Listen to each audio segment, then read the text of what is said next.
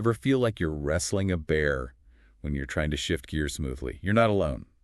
Today, we're peeling back the hood on manual transmissions to understand uh, what's really happening in that metal box between you and smooth, satisfying gear changes. What's wild is how manual transmissions take this simple idea, leverage, something we've known about forever, and turn it into this like precise dance of gears. It's like a puzzle where every piece has to fit just right. Okay, so let's start with this leverage thing.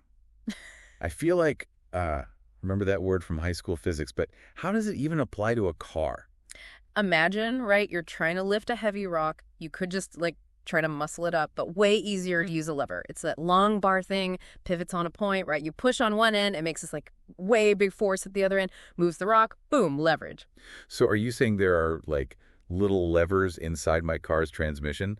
I have to admit, I always just picture gears, but I don't actually know what they do. You're right, there are gears, and those gears, they act like rotating levers, right? Think of it this way. A small gear connected to a bigger gear, basically the same idea as lever. That small gear, with a little oomph from the engine, turns the big one, creates more turning power, what we call torque, at the wheels. Okay, I think I'm starting to get it. So when I'm shifting gears, I'm basically choosing different gear combos, like different lever ratios, to like control how much power goes to the wheels. But how does all of this actually work inside the transmission? Okay, so picture the transmission like is this metal box, right? Inside, we've got a few key players. First up, input shaft. It's connected right to your engine. This shaft, it spins whenever your engine's running. Okay, so the engine is spinning this input shaft. So what happens next? How does that spinning motion like get to the wheels? That's where the gears work their magic. The input shaft is connected to a bunch of gears, and these gears mesh with another set of gears on a thing called the counter shaft. A counter shaft? What does that even do? It sounds kind of complicated. It's not as bad as it sounds. The counter shaft, its whole job is to let you change up how much turning power, that torque, goes to the wheels. It's got gears of different sizes, and they can connect to a third shaft, the output shaft. That's the one that ultimately sends the power to your wheels. Okay, so I'm picturing these three shafts with all these gears spinning on them. So when I move the gear shift in my car, You got it. You're picking which gear on that counter shaft connects to both the input shaft coming from the engine and the output shaft going to the wheels. Each combo of gears, that's a different gear ratio. so it's all about finding the right gear ratio for like whatever you're doing while driving. Exactly. Think about like riding a bike. You start off, you need that low gear, right? Lots of force, but you're not going that fast. As you speed up, you shift to higher gears so you can pedal faster and go farther with less effort. Okay, that makes sense. So a lower gear in my car is like that low gear on a bike. It gives me more power to get moving or climb a hill, but I can't go very fast. Yeah. You got it. Just like your bike, as you speed up and don't need as much power to keep going, you shift up. These gears let the engine spin more efficiently at lower RPMs, that's revolutions per minute, while still keeping the car moving fast. That's so cool. But I have a question. When I'm driving and I shift gears, how do those metal gears mesh together so smoothly? I feel like it could be a grinding mess without something to like make the transition smooth. Great question. And that brings us to another key part. Synchronizers. These guys, they're like tiny clutches between the gears, making sure they're spinning at the same speed before they lock together. So the synchronizers are like the peacekeepers inside the transmission, making sure everything runs smoothly. That's a great way to put it. They're the reason you can shift gears without it sounding like a garbage disposal, you know? So those synchronizers, they're like the unsung heroes of smooth gear changes, huh? Making sure everything lines up right before the gears actually connect. I get it. That makes sense. But it makes me wonder even more about what's happening when I don't shift perfectly. Like, what about that grinding sound you sometimes hear in, like, older cars? Ah, yeah, that grinding, that's the sound of those gears trying to mesh without the help of synchronizers. Or, the synchronizers are just worn out. Basically, it's metal teeth smashing into each other super fast. Not a good sound. Definitely not a good sound. So the synchronizers are there to, like, prevent that whole unpleasant experience. It's crazy how much engineering goes into something we totally take for granted. Absolutely. And this actually brings us to another cool thing about manual transmissions, engine braking. Engine braking. I've heard that before, but I'm not really sure what it means. It sounds like, I don't know, using the engine as a brake. Is that what's happening? You got it. It's all about using the engine's own resistance to help slow the car down. Remember how we were talking about how different gear ratios change the engine speed? Well, when you're going downhill, for example, and you downshift to a lower gear, you're basically telling the engine to work harder to keep the same speed. So instead of, like, just relying on my brakes, the engine itself is helping slow the car. Exactly. It's like having a whole extra set of brakes. But instead of using friction to, create the stopping power, you're using the engine's internal resistance. That's so cool. So instead of just coasting downhill, I can use this engine braking thing to control my speed and maybe even, like, make my brakes last longer. Exactly. Engine braking, it's super useful on like steep hills or if the roads are slippery, where using your brakes too much could make you skid or overheat them. This is all starting to make so much sense. Mm-hmm. I'm starting to think of a manual transmission less like a mystery and more like a toolkit, with engine braking being one of those specialized tools, Yeah, that's a great way to put it. Knowing how and when to use engine braking, it can make you a much smoother driver, safer, more in tune with the car. So how does engine braking actually work in practice? Like, let's say I'm driving down a steep hill. What am I actually doing with the gear shift and the pedals and stuff? Okay, so picture this. You're cruising down this steep hill, right? And you're in a high gear.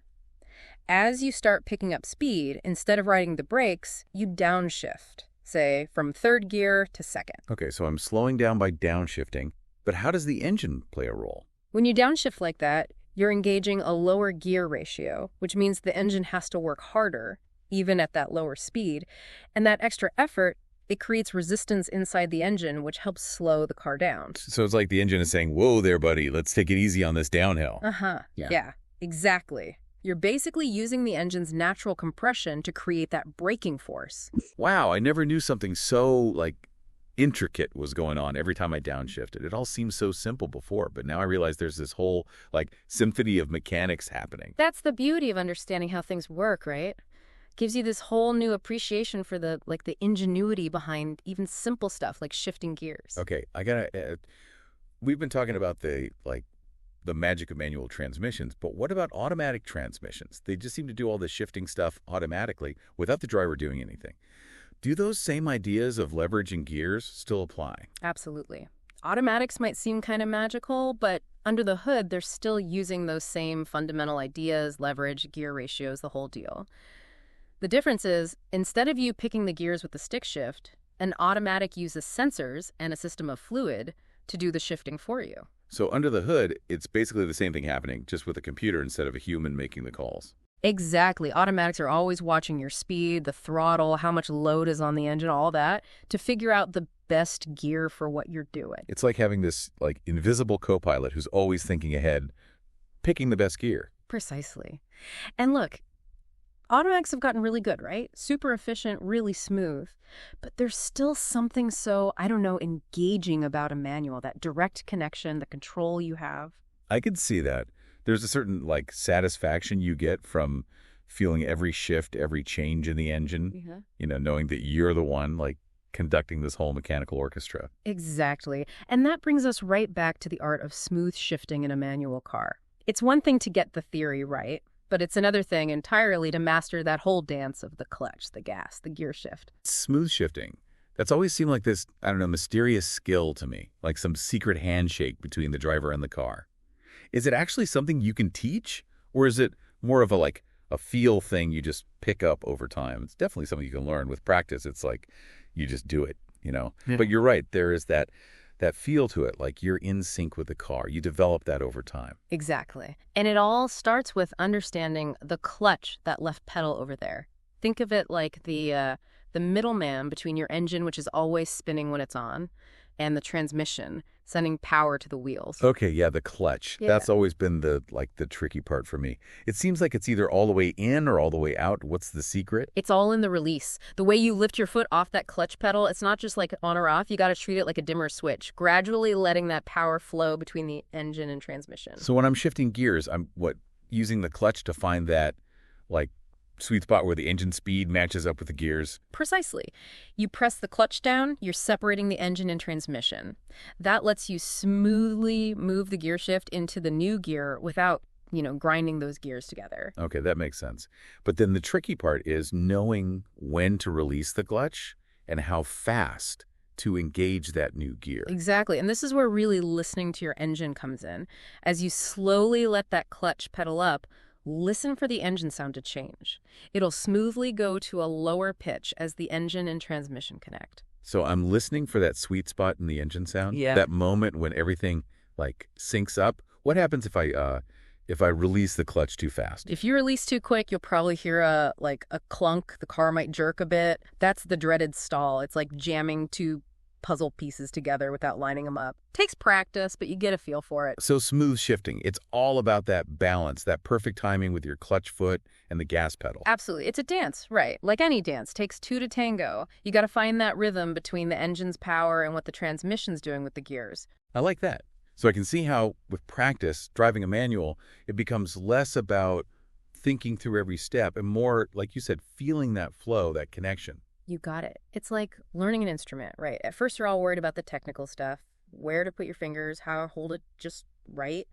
But you practice, that stuff fades away, and you just feel the music. That's a great way to put it. So for everyone out there who's intimidated by driving stick, don't be. Seriously, like anything worth learning, it takes time, patience, and yeah, maybe you grind a few gears along the way, but it's so worth it. Totally.